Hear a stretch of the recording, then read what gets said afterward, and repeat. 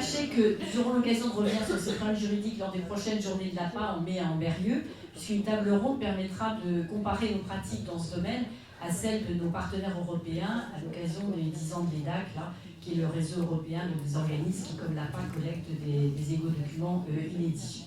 Le prochain numéro de la phare, aussi en juin prochain, comprendra un dossier consacré au thème de cette table ronde.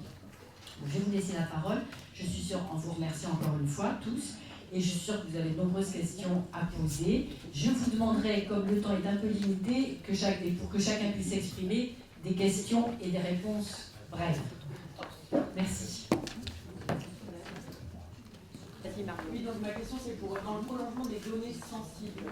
On a effectivement beaucoup de récits de personnes homosexuelles et nous avons toujours dans le contrat pourquoi déposez-vous à l'APA, donc qui prouve déjà en soi souvent notre bonne foi dans le sens que la personne nous a souhaité déposer pour que ça soit conservé par nos soins.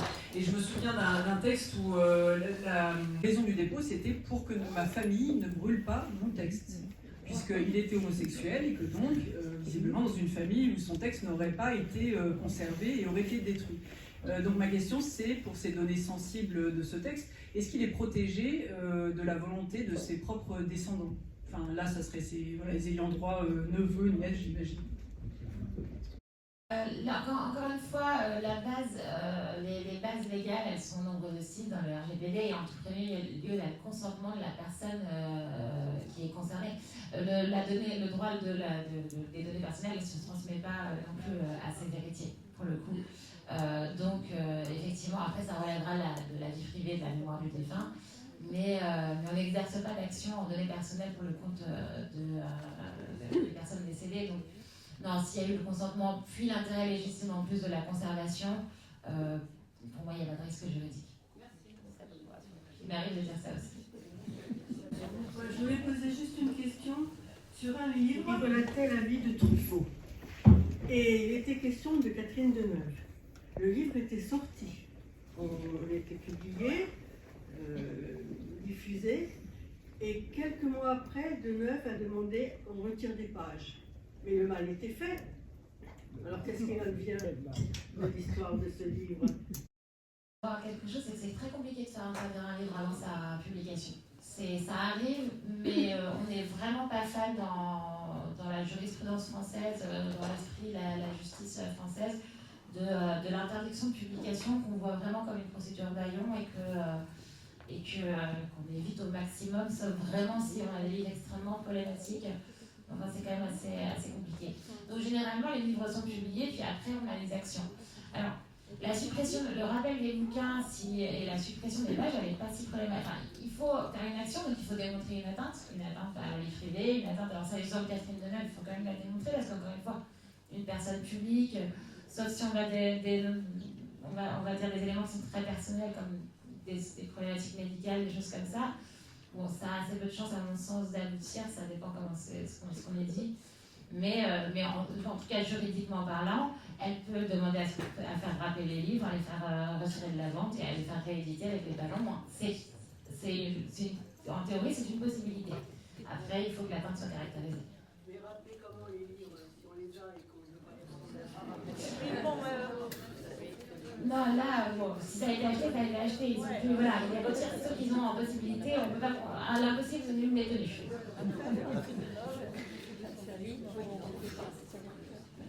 Merci beaucoup pour cet échange de livres à Rambassin. Donc, si j'ai bien compris, si je révèle un secret de famille, un suicide d'une personne décédée en 14, je ne peux pas être attaquée. Alors, on peut toujours être attaqué, hein. C'est pas ça, on peut toujours, quoi qu'il arrive, être attaqué. Mais a priori, si vous révélez un suicide, parce que, alors, soit c'est faux, et dans ce cas, on va vous dire que ça serait de la diffamation, mais la diffamation d'une personne décédée, donc en fait, ça ne marcherait probablement pas, surtout sur un suicide, parce qu'il ne peut pas démontrer que ça porte atteinte à la réputation. Oui, bah, dans ce cas, en principe, non, on ne pourra pas vous dire.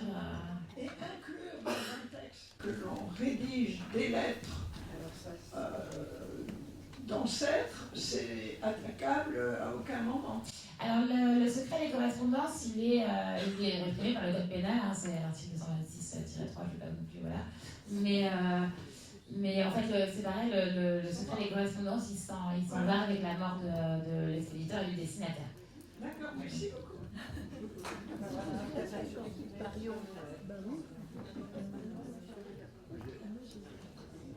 Pour les futurs lecteurs de Une salle à faire, il ne nous reste pas beaucoup de temps, donc je pose simplement la question de cette expérience juridique. Qu'est-ce que vous avez retiré au sens, est-ce que l'attitude de la justice par rapport à ce genre votre cas précis, quelle a été votre réaction? C'est vraiment tout l'objet du livre, donc ça serait un peu long de répondre, mais ce qui m'a beaucoup intéressée en écoutant Maître Caroline, c'est effectivement parce que vous entendez bien quand elle dit les choses, eh bien moi je sentais là, la partie droite trembler, mais alors comme ça, etc. Ça fait très très peur. Alors pour la petite histoire quand même, moi ce livre, j'avais demandé à mon éditrice de le faire passer au service juridique de Flammarion. Et il se trouve qu'il y avait un autre livre à l'époque d'une autre autrice dont le patronyme était plus célèbre que le mien. Et donc c'était son livre qui occupait le service juridique. Et elle m'a dit mais non, pas du tout, etc. Voilà. Donc petit 1, oui, c'est quand même bien de vérifier chez Maître Caroline de temps en temps, parce que moi, ça m'aurait quand même évité énormément d'ennuis.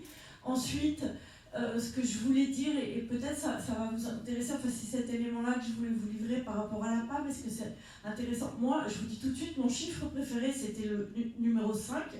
Depuis mon procès, c'est le 9, l'article 9. Je l'adore. Alors, en fait, j'ai très vite compris que moi, mon seul danger, c'était ce qui avait trait à la vie sexuelle de ma mère. C'est-à-dire que j'ai appris que, parce que dans les 68 pages, évidemment, il y avait tout ce qui avait trait, dès qu'il y avait quelque chose lié à nous, tout, le fait qu'elle ait une maison secondaire, boum, article 9. Alors, les maisons secondaires, on peut être hyper riche, ça il va pas. Il y a plein d'écrivains qui vont être soulagés, ils peuvent écrire qu'ils passent leurs vacances dans les maisons secondaires, c'est bon. Mes parents, il se trouve que c'était des militants politiques quand même très connus. Et moi, ça m'a sauvée parce que toutes les attaques sur l'engagement politique, etc., militant, et je pense que ça c'est intéressant aussi pour la part, et ben ça, on estime que quand on est militant, on participe à la chose publique, donc on ne peut pas être attaqué pour... enfin, moi, c'est en gros quoi. Enfin, à la louche, ça m'a sauvé ça. Qu'est-ce qui m'a sauvée aussi alors pareil, à un moment je parle d'un épisode dépressif, alors du coup j'ai appris que aussi la santé, etc. Mais c'était juste, enfin, je donnais pas les trucs. Et puis le plus important que j'ai appris, c'est que quand on anonymise, comme Maître Caroline vous l'a expliqué, et ben, on est préservé, c'est-à-dire que mon ex-compagnon, je l'avais... En fait, moi j'ai été attaquée, mais c'est pas de bol. C'est-à-dire que j'ai été attaquée parce que je m'appelle pas, excusez-moi pour ceux qui s'appelleraient Monsieur ou Madame Durand, mais enfin voilà, mon nom de famille, il se trouve qu'il fait référence et que les gens... Et donc que ma mère, même si elle a été divorcée de mon père quand j'avais l'âge de 6 ans, donc ça fait quand même un bail, et ben elle se fait toujours appeler comme ça. Du coup, elle était reconnue, mais elle se serait appelée Madame Durand, c'était plus simple quand même pour moi. Et l'autre, l'homme là, je l'avais complètement anonymisé, et puis j'avais inventé une profession, enfin j'avais inventé plein de trucs pour me moquer de lui. Mais moi je ne savais pas que c'était pour me défendre, mais après j'ai découvert que c'était pour me défendre, et voilà. Voilà. Moi, je voudrais poser une question sur qu'est-ce qui se passe en cas de désaccord entre l'auteur et l'ayant droit. J'ai un cas extrêmement précis en tête, de quelqu'un qui s'appelle d'ailleurs M. Durand, qui a déposé un important journal à la PA, et en disant « J'avais écrit ça en partie pour mon fils trouve que c'est nul, il n'en veut pas, donc je le donne à l'APA, et surtout, vous en parlez pas trop, parce que sinon il va vouloir le retirer. » Donc voilà, qu'est-ce qui se passe? Alors, je pense que tant que cet homme-là est vivant, il n'y a pas de problème, c'est lui, mais une fois que cet homme sera décédé, est-ce qu'on peut imaginer que son fils vienne dire les foutaises de mon père, je veux les récupérer et brûler tout ça? Alors, en fait, bon, déjà, on peut organiser les droits par testament. Alors, il y a des testaments littéraires qui existent. On peut décider, mais s'il y a le contrat de don, etc. Voilà. Alors, c'était l'ancien contrat de don. Voilà, il faut préciser on va voir comment c'était fait. Voilà. Je l'ai pas vu l'ancien. Dépôt. Ça s'appelait contrat de dépôt. Oui. Voilà. Contrat de dépôt, bon, je ne l'ai pas vu, Oui. donc je ne me prononcerai pas trop, mais effectivement, peut-être qu'une régularisation, tant que monsieur est vivant, ne serait pas complètement inutile, parce que comme ça vous éviterait d'avoir des soucis.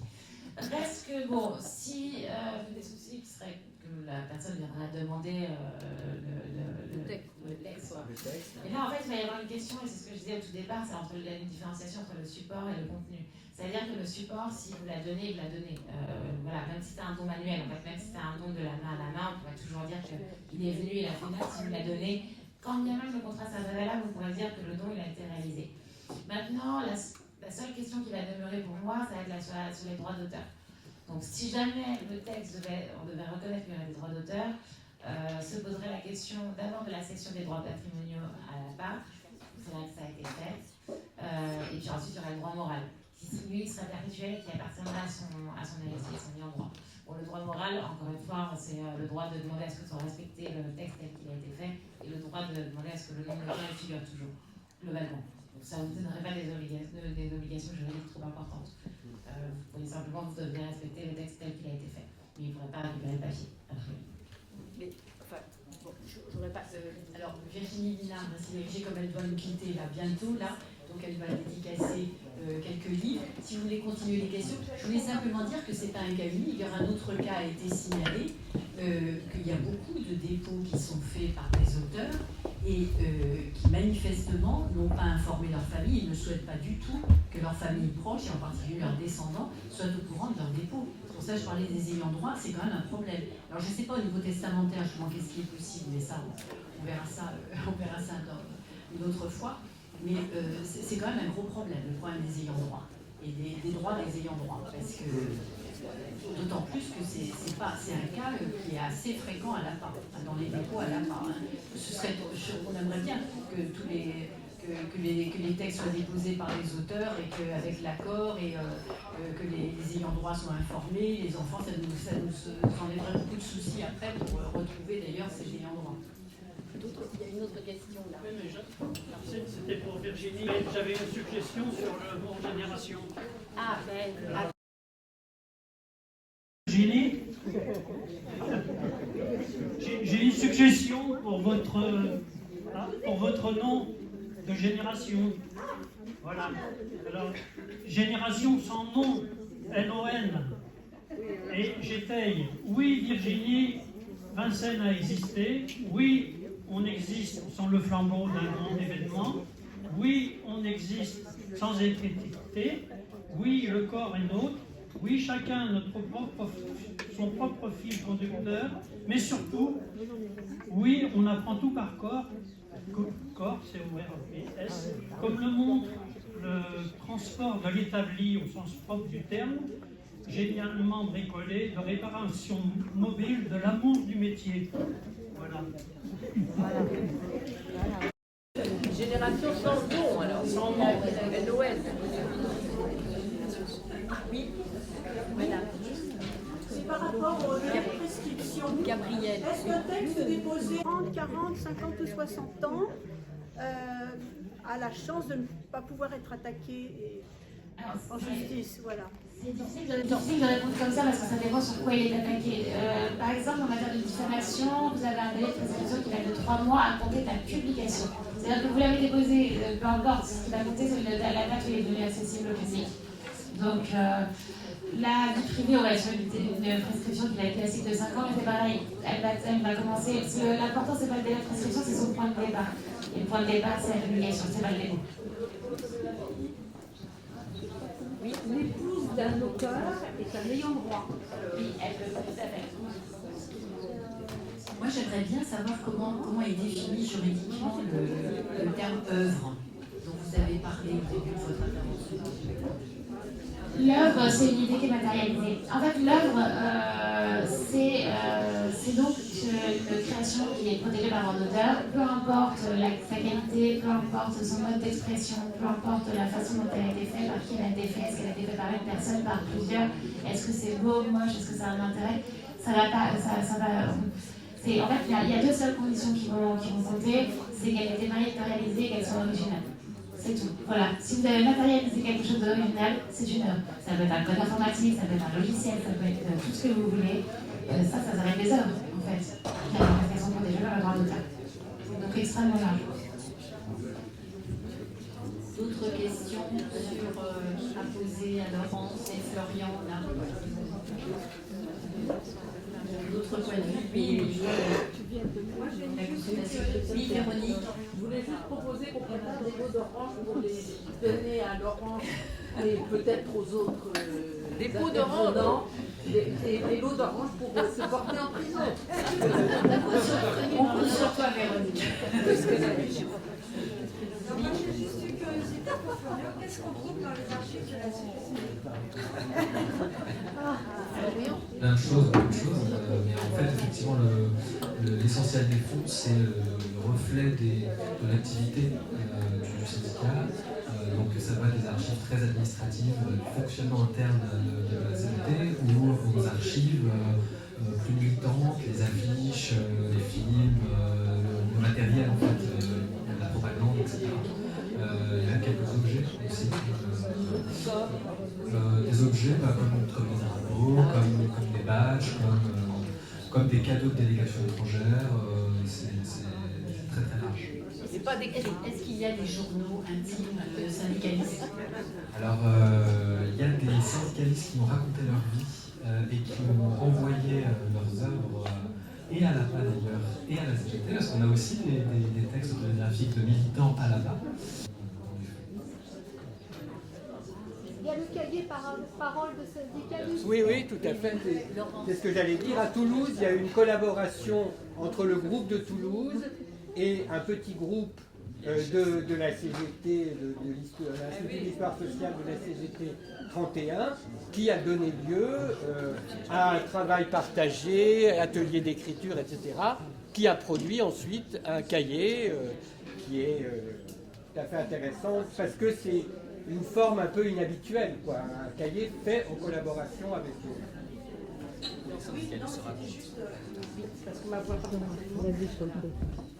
Pour rebondir sur la question de la génération sans nom, moi je croyais, et je dis toujours qu'on est les enfants de 68, quelle que soit la manière dont on se situe comme enfant par rapport à cet événement politique. Non, moi je suis la mère. Ah bah oui, mais ma génération. Je voulais poser une question, ça rejoint mon souci de tout à l'heure, sur l'idée, à la fin de l'âge, sur la question de la sécurisation des données personnelles. Alors déjà, c'est une loi qui date de 2018, donc elle est très récente, donc elle nous rappelle que le droit est construit et sans arrêt déconstruit. Y a-t-il des points dans ce que vous avez évoqué qui est actuellement contesté par certains courants de pensée, politiques ou je ne sais quoi? Y a-t-il des choses sur lesquelles ça peut changer vraiment?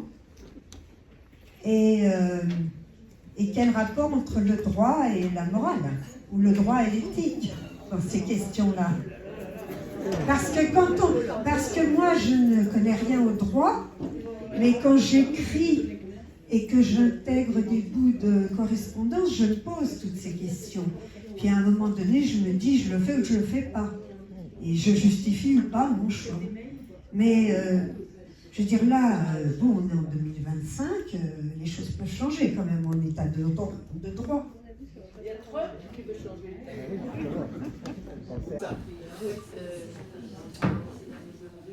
de toute façon, On n'a pas pu rentrer dans les détails, mais on sait bien que le problème des correspondances est très très délicat, hein, que c'est ce qu'il y a de plus difficile à traiter pour nous, puisque en principe, nous ne pouvons pas, et ça nous pose un gros problème, utiliser la plus grande partie des lettres, ce sont des lettres reçues, c'est de la correspondance passive, et donc sans autorisation des personnes qui ont écrit les lettres. Hein. Donc ça pose un cas particulier très... Mais encore que vous disiez, oui, vous disiez que pour les correspondants, quand ils sont morts, ça s'éteint. Alors oui, regardez, vous le Micro. on n'entend pas alors. Le secret des correspondances ne survit pas à la mort de l'expéditeur et du destinataire.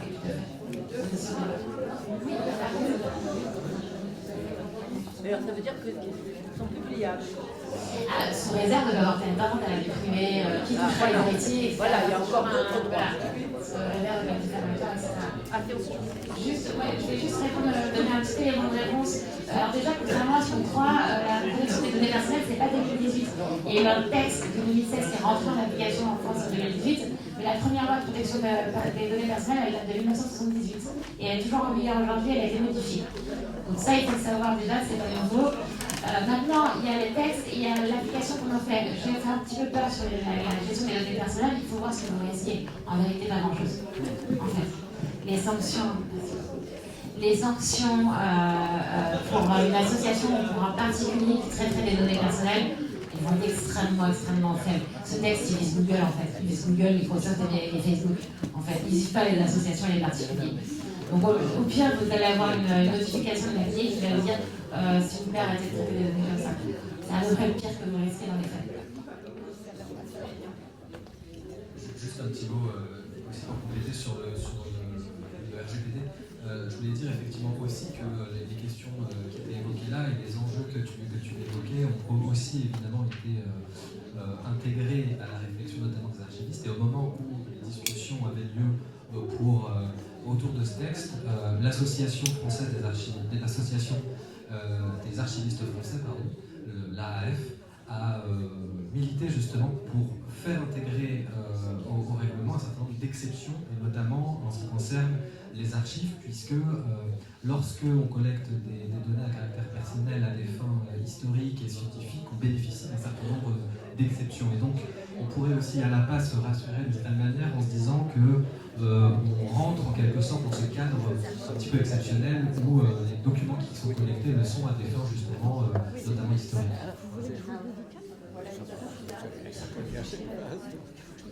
La force du RGPD, c'est aussi que c'est quand même à la base une loi européenne, c'est une directive européenne. Le RGPD, oui, la protection des données de 78, c'est bien français. Donc elle s'applique de façon. La France est même relativement en retard par rapport pour la CNIL. La CNIL qui est chargée de la répression, en fait, elle est très faible. Oui. C'est pour ça que c'est pas grand-chose. Alors c'est critiqué aussi par l'acceptation des cookies à l'entrée. Ça, c'est une chose. Et ça, c'est condamnable. C'est-à-dire que la CNIL est en procès sur ces points-là parce qu'elle n'applique pas ce que les autres pays d'Europe appliquent. Alors, les lois sont en vigueur, mais effectivement, leur application, c'est ce que on a un petit peu... Une des particularités, justement, au niveau du site, je ne vais pas regarder très précisément, au niveau du site, il y a justement l'acceptation des cookies. Est-ce que c'est conforme? Ça, je n'ai pas vérifié. Alors, j'ai regardé rapidement sur le site et va vous mettez les trois, c'est-à-dire j'accepte, je refuse, je veux, ils doivent être ensemble. Ils ne doivent pas être déplacés. En principe, oui. Alors, je ne sais plus comment c'est les cookies exactement, mais c'est d'accepter une fois. Pour que l'accès soit libre à tout le monde. Que tout le monde trouve les choses au même endroit. Et il faut aussi désigner un responsable de l'accès au droit. Un responsable de droit. Je crois que c'est le cas, je n'ai plus en tête exactement. Il doit y avoir un poste des tout à fait. Il me semble que c'est de mémoire, c'est le cas. Oui. Mais vous avez tout à fait raison. Il faut vérifier. Il faut vérifier.